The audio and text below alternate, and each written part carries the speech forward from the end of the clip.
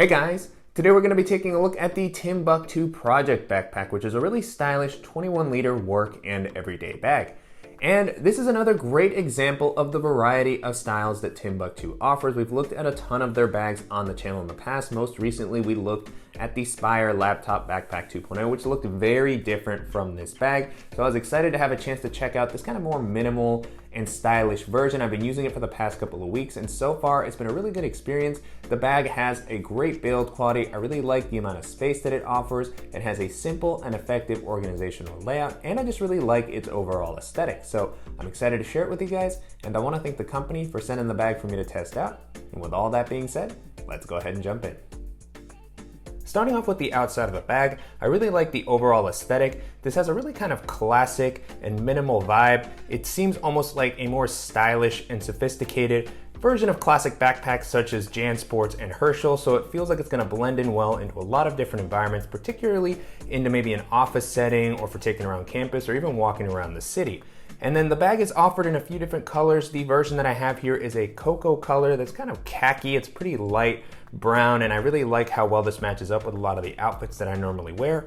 And then moving into the materials, the bag is made out of a really nice waxed canvas that feels like it's going to hold up well over the longer term. And then this material does offer some weather resistance for lighter rain, but I would be concerned about getting in a heavier downpour and having water kind of seep in or even potentially staining the bag. And then you also have some leather accenting on a few different parts throughout the bag to give it just a little bit more of a premium feel. And then on top of that, you also have YKK zippers all throughout. As far as the zippers, you kind of have two different styles. On some of the main compartments, you have this kind of traditional YKK zipper with the inverted teeth to kind of give it a little bit of extra protection. These also work very smoothly. And then on some of the outer compartments, you have these kind of zippers that have the teeth a little bit more exposed. I'm not a huge fan of these. I never feel like they work quite as smoothly as the other style of zipper, but it does seem to be something that's common on more premium bags and even on some luxurious purses that I've seen. So maybe it's considered more fashionable. It's not really my thing, but your mileage may vary depending on your style preferences.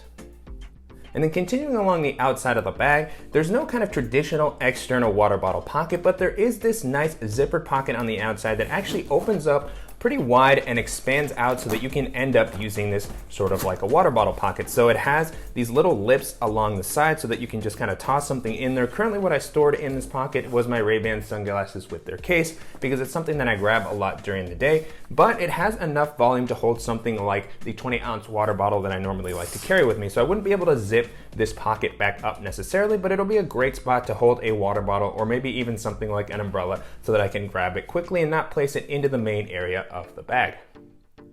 And then moving into the capacity, the bag comes in at about 21 liters, which is a really great daily bag size in my opinion. I was easily able to hold all the items that I normally like to carry with me, and I still had some leftover space. And then I really like that even when the bag was a little bit more packed out, it maintained a pretty slim silhouette, making it great for navigating crowded areas or jumping onto public transit. And then continuing on with the straps and the back paneling, so far the bag has been pretty comfortable to wear. I like how the straps have been implemented here. They have a nice amount of padding that's pretty thick and soft right out of the box. And then on the inside, there's no sort of meshy material to help prevent moisture from building up, which would have been nice to see. But I do like that the straps have a nice width to help prevent the bag from digging into my shoulders when it's a little bit more packed out. And then on the straps, you don't have any sort of a sternum strap, but you do have the kind of customary Timbuk2 bottle opener. And then at the bottom, you have this sort of D-ring system to kind of help keep the straps in place once you've adjusted them to the length that you want. And then I really like that the bag includes these strap keepers to help the bag maintain a cleaner and neater look. And then moving on to the back paneling, this has also been pretty comfortable, but there's not too much padding here. And similar to the straps, there's no sort of meshy material or any sort of air channels to help with airflow while walking around throughout the day. So I did notice that my back would tend to get pretty sweaty while wearing this. And then while we're on the back paneling, a nice additional feature is that you have this little slip pocket on the back that you can use to toss in something a little bit flatter. So what I currently have here is my Field Notes notebook. And one thing about this is that it would have been nice to maybe have a zipper here to just help make this more of a secure pocket that's resting on your back. So having it open like this isn't ideal. I believe that with Timbuk2's Foundry Pack, they had a similar design, but it actually had a zipper. And then you have a zipper on the bottom that you can actually use to open this up, and then you can use this as a luggage pass-through if you want to rest this on your suitcase while you're traveling to save some weight on your back. And then jumping into the organizational options, the bag keeps things pretty simple, but the pockets that it does offer are pretty effective. So on the front, you just have a simple, quick access area that offers a pretty decent amount of volume. Currently what I have here is my GoPro Hero 3 Plus. There's no sort of internal organization in this compartment except for this lanyard that's included. I like the length of this lanyard that also has a metallic clip that you can use to attach something like your keys or a multi-tool. And then behind that, you have a slightly larger pocket that has some internal organization, and this has a zipper that opens up a little bit wider so you can take full advantage of the compartment and see what's on the inside. One thing I want to call out is I really like this orange lining that's featured all throughout the inside of the bag to just kind of make it easier to see everything that's on the inside. And this compartment has a nice amount of depth. Now, I didn't put anything here on the front, even though there is some capacity, just because my GoPro was taking up some of the volume. So if you place something larger in this front pocket, just know that it's gonna take up some of the space from here. So you kind of just have to think about that as you're packing the bag out, but still a nice amount of space to just kind of toss something in. And then you also have a sleeve on the back that's a little bit more padded. So I chose to put my iPad mini in there. It fit pretty comfortably. This might also be a good spot for something like a notebook. And then next to that, I just have a simple pen. This is the Everyman Click pen, which I've been using a lot, but this might also be a great spot to put something like an Apple Pencil. The next area that we're going to be taking a look at is the laptop compartment, and I like that this actually has a separate laptop area, and it has a well-protected zipper. It's a top-loading compartment. It doesn't open fully flat or anything like that. And then this offers a pretty decent amount of space. So in addition to placing your laptop in here, you can see on the front there's leftover space if I wanted to put something like a tablet or maybe some folders or documents. They should be able to fit in there pretty comfortably. And then on the back you have the laptop sleeve itself, and so it has this sort of Velcro closure to prevent the laptop from falling out. And this is going to be able to hold up to a 15 or 16 inch laptop. Currently what I have in here is my 13-inch MacBook Pro, but you can see there's some leftover space at the top. And so the sleeve itself is a little bit thin for what I would like to see for a bag like this. I wish it was more rigid to offer some extra protection, but it is suspended off the bottom of the ground, so it'll keep your laptop protected if you happen to place your bag down a little bit harder. And so pulling my laptop out, now with the compartment empty, you can get a better look at the inside. So no sort of fleece lining or anything like that, but it does come up a decent amount. So if you happen to have a thicker device, it should be able to fit in here pretty comfortably. So although I wish that this area was a little bit more padded, it still feels like my laptop is going to be pretty well protected while I'm running around throughout the day. And then the last area that we're going to be taking a look at is the main compartment. And so this is a top loading bag, but I like that the zippers come down enough so that you can open this up wide enough and easily see everything that's on the inside. And so with the items that I normally carry with me, you can see there's some leftover space at the top. So I really like the simple layout of this compartment as it just makes it very easy to store some larger items. So jumping in, what I currently have here is my Beats Studio wireless headphones.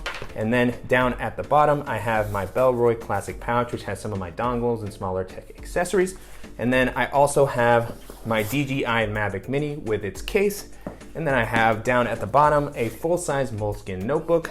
And then the last item that I currently have in here is my Levitate portable standing desk, which fits in there really easily.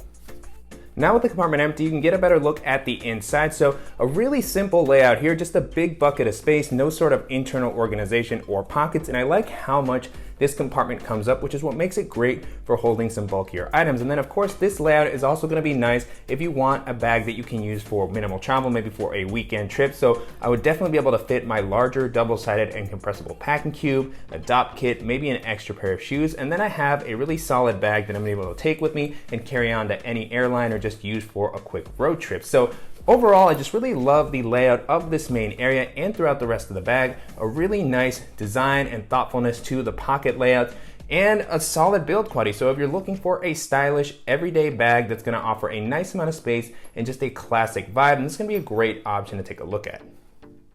And so to wrap up, it's been a pretty good experience testing out the Timbuk2 Project Backpack over the past couple of weeks. The bag has a great build quality. I really like its simple and effective organizational layout. It offers plenty of space, and I just really like its overall aesthetic. And so you can currently purchase this on Timbuk2's site starting at about $230.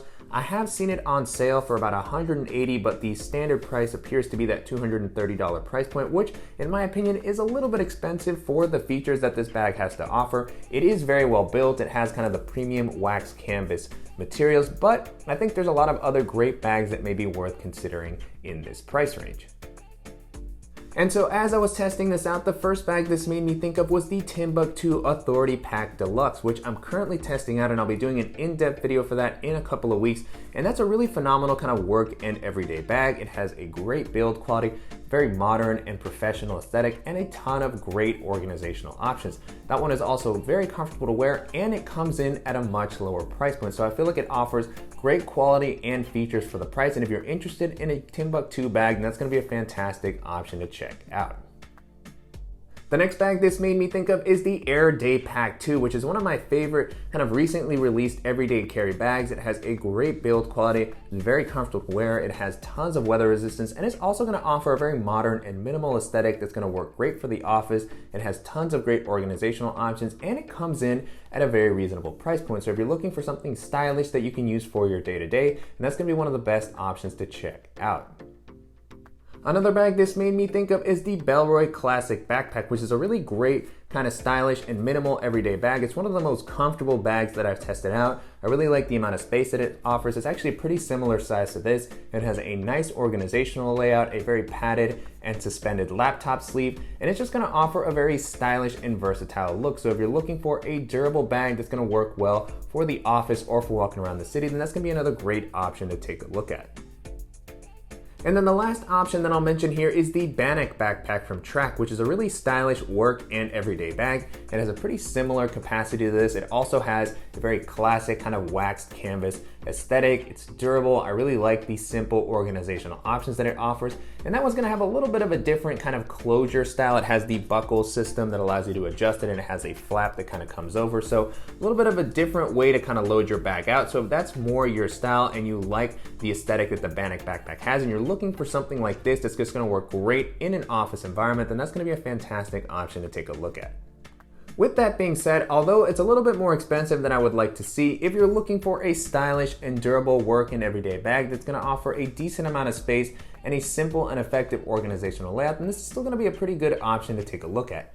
And I'm definitely curious to hear what you guys think of the Project Backpack and how it compares to some of the other great Timbuk2 bags that we featured on the channel. And if there are any similar options that you think I should check out, as always, please let me know in the comments. And I want to thank the company again for sending the bag for me to test out. And if you found this video helpful, please give us a like. And if you haven't already, please go ahead and subscribe so you don't miss any upcoming videos, and we'll see you in the next one.